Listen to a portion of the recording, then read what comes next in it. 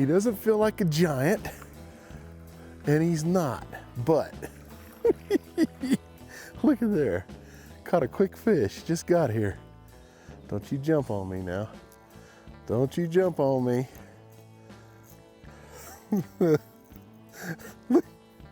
Little largemouth bass right here, folks. I'm throwing this little tiny chartreuse shad Rico. Today, folks, we're in a fun place. First time I've been here in many a years, and it's Black Canyon Lake here in the beautiful White Mountains. It's a real small lake, but man, I'll tell you what, this lake can be a lot of fun. It's got bass in it, it's got trout, it's way out away from everything. You got to go back like 6 miles on a washboard dirt road, but I'll tell you what, sometimes getting back to these little places like this can be a lot of fun. And right now, I've opted with the little Rico. Oh, he came up and hit it and didn't get it. Did you see that? I heard there was a lot of little bass in here and some bass in here. We just figured we'd cover the lake a little bit. It's not very big. You can see straight across from me is the dam area. This is about the size, I would call it more of a pond, you know? But we'll get out here and see if we can't catch a few fish on one of my favorite all-time baits. You know, we're here in the latter part of spring. It's still cold up here. A lot of these fish have pretty much spawned up here in the White Mountains. We're in June. A lot of times when I come to a little lake like this, I just like to cover some water. Get yourself a little topwater bait or a spinnerbait or something and cover some water, a little crankbait. This has got a lot of weeds in it. Really tough to throw a crankbait without grabbing weeds every cast. Oh, there's one. There's one. That one feels a little bit better than the last one. Look at that little dude. They might have got stunted in here, folks. Look at that little dude. Oh, he came off. I willed on him too much. He was about that big. You know, we all have one of those little places we want to find called the magical place where you can find an area that's got bass in it, where you can pretty much just pick about anything you want to throw and catch fish on it. And this might be one of them little lakes. It's not a very deep lake, but man, you can sure have a lot of fun in a lake that's got a lot of bass with different techniques that you might like. For example, you know, if you've never thrown a jig before or a Texas rig before, certain techniques that you really want to work on, finding a little lake like this can be a gold mine for you, because you can learn those techniques, leave everything else at home, bring it to a lake like this, and catch fish on that particular technique and get some confidence in it. You know, when I grew up here in the White Mountains, I had a couple of little lakes like that here, which made it a lot easier for me to learn how to throw certain techniques. Now, the reason for the chartreuse on the bottom of my Rico for sure is we don't have shad on this lake, but we do have, you know, lizards, frogs, bluegill, things like that. So we're trying to more imitate that than more of a shad. Oh, there's one. There's one there. There's one. He was out away from the bank a little bit. He's still not a giant. Look at that. There's a lot of these in here. A lot of these little guys in here. But to get in an area where there's just hundreds and hundreds or thousands and thousands of little bass to play with techniques, you almost can't beat it. You know, this lake is a very beautiful lake. Not a whole lot of people on it. It's not a very big lake, like I said, but it seems to me already for being here for the last 20 minutes that it's got enough bass in it you can have a lot of fun if you want to try some different techniques out. I call these kind of lakes a good practice lake, and I'll tell you, and what I mean by that is you can take a certain technique a lot of times, like we said before, and throw that particular technique and learn and get some confidence in it. A lot of times it's not about the size of the bass, it's about how you learn the technique that you're throwing and learn those bites and learn how to throw it and feel it and know what it's like to get a bite on it. Oh! He just kind of got up there and slurped it on it. Little Rico bass, and I mean little Rico bass. Look at that. You notice when I catch them, they kind of just lay there after you get them to the boat.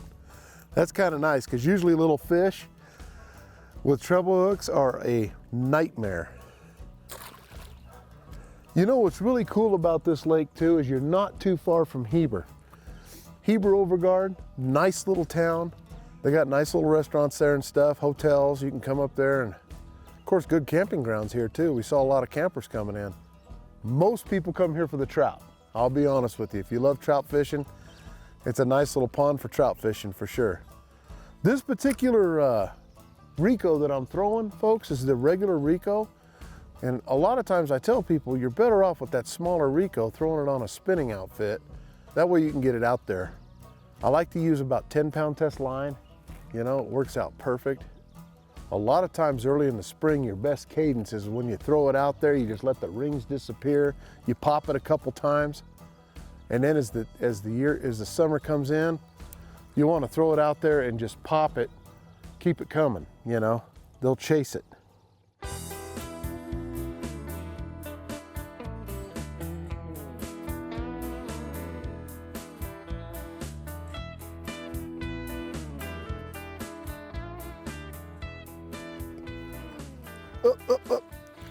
Got it.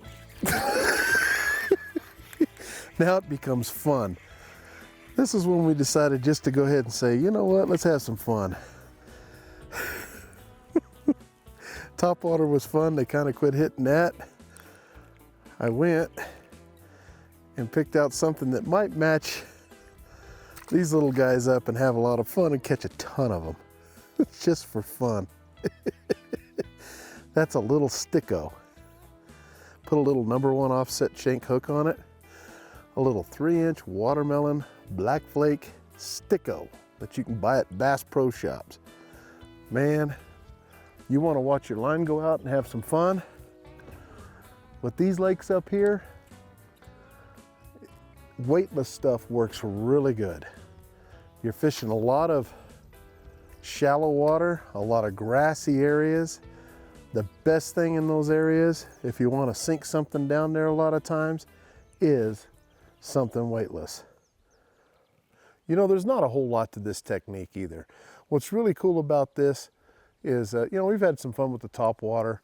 You plug it along. It's a lot of fun to watch them blast it in the morning. This kind of technique is just a weightless. You throw it out there, you give slack on your line, let your line lay on top of the water, and let the bait just fall naturally. And your line will just start taking off. You know, throw it on some, you could have fun out here. Throw it on 6-pound test line. There goes my line. He got the bait and everything. Look at that.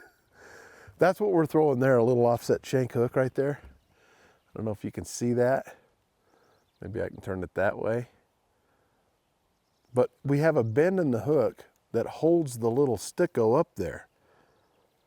That little bend right there actually holds the bait from sliding up and down the hook. You have a little bit longer shake. It's not the wide gap. Makes it a little bit sleeker. When you're fishing a lot of grass, you want to throw something like this on those little stickos, or a Cinco, whatever you're throwing. But it makes it a little bit sleeker to get through that grass.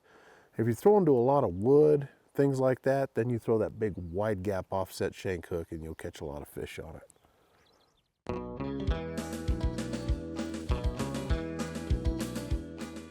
Hey folks, for my tip of the week, one thing that's very important when you come up to the mountain as well, you know, it might be cold up here and you might not feel like you need to wear sunblock, but trust me, you'll get burnt faster here than you will down below in the valley area. Real quick, you get burnt here. You need to wear good sunblock up here. Make no mistake, I don't care how cold it is, always put sunblock on and it'll save you a lot of grief at the end of the day. You know, one thing that's really important, you know, when you come out here and you're throwing these lightweight baits like this, and this is a little 3-inch sticko, and you know, I'm throwing on a light wire hook, and with no weight in it, it's really important that you get yourself some light braid, like some 15-pound or 20-pound light braid line, and then tie a little fluorocarbon leader on it. And the reason for that is so you can get a really long cast with it.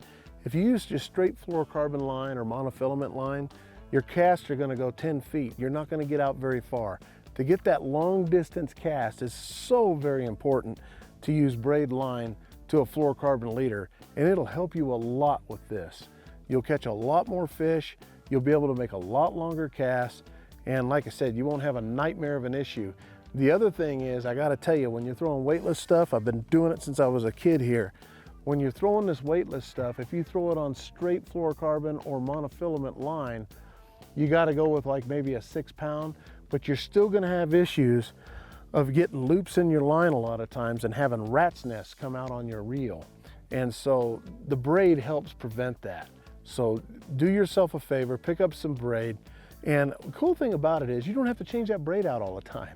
You know, you can tie, you can get a 100-yard spool of your favorite fluorocarbon line and just keep tying the leaders on, and it works really well for you. You know, when it comes to the leaders, you don't have to bring up the leader all the way into the reel. You know, usually when I tie my leaders on, I make sure that the leader does not go in the reel. And when I go to make the cast, for example, that leader is going to be somewhere between these two eyes in this neighborhood, okay?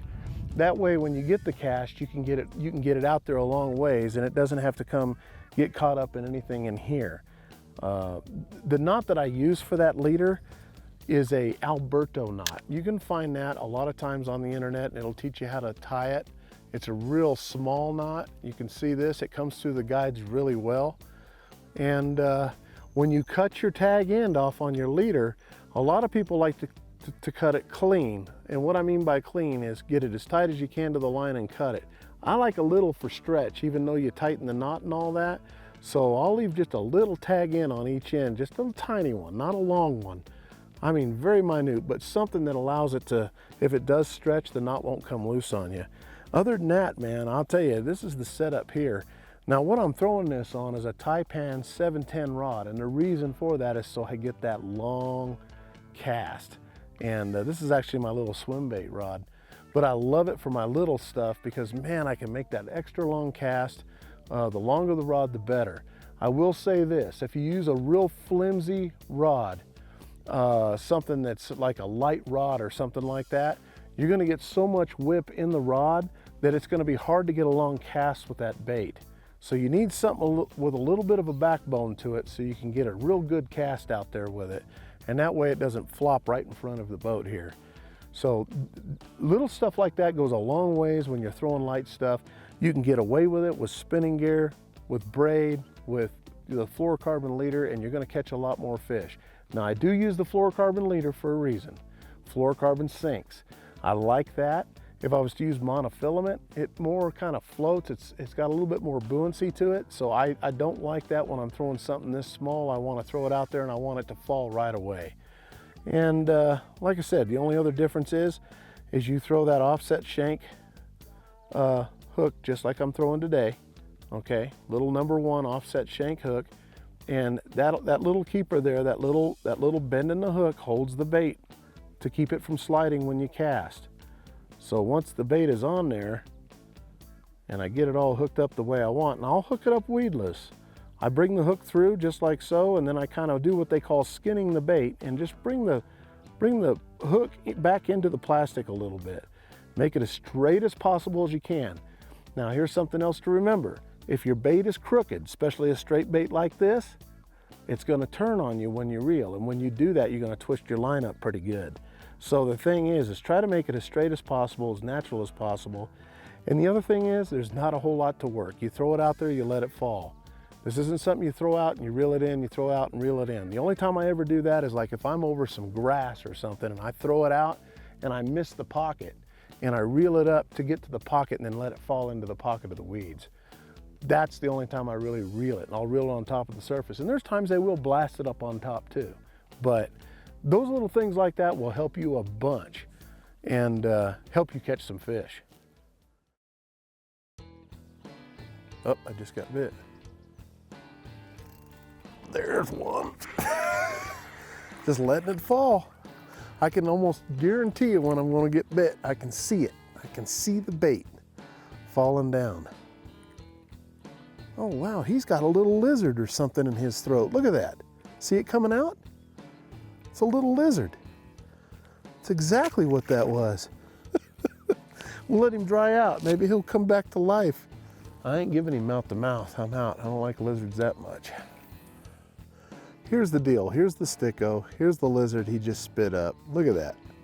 So they're about the same size. So this would be a good matchup. Throw in there after them fish. And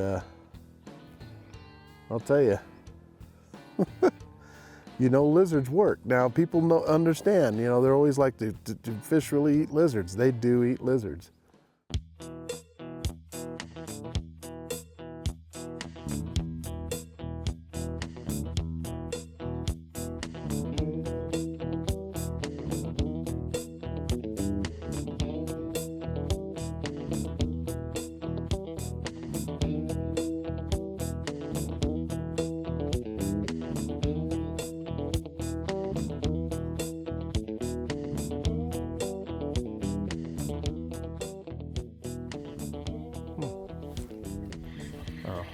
Do I have one?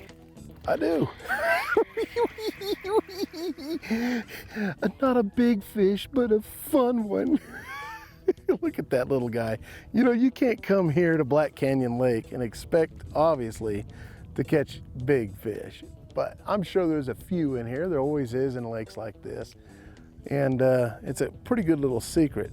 But what I did find out today was something that's really cool and something important. It's important to get kids started in fishing. This is the place to come to do that. Now I'm gonna tell you why. It's almost, you can't, we've caught so many fish, we can't show them all today. They're all little fish, but kids would have a blast learning how to do this and lure fish. You know, instead of having to redo your baits all the time with worms and things like that, they'll have a blast with these little stickos. You can find them at Bass Pro Shops, and let me tell you something. Let me grab this real quick. This is the package. What's cool about the sticko is it comes with like 16 of these things loaded in there. And so it's not expensive. You can get out and have some fun with the kids or get out and practice, you know, but have some fun, you know, and sometimes we don't find those lakes that have all the big fish in them, but we can find those lakes that we can have a lot of fun on. And this is one of them, and it's such beautiful country up here. It's 110 degrees down in Phoenix right now. We're up here. It feels like probably 75 right now, and the morning's just now starting to peak up a little bit. But we've had a great time today on the show. Let me tell you, Black Canyon Lake, it's off the main beaten path, fun little camping area, you'll have fun. Thanks for joining us on the water. We'll see you next week. I'm Johnny Johnson. Now, see, that's what I'm talking about, folks.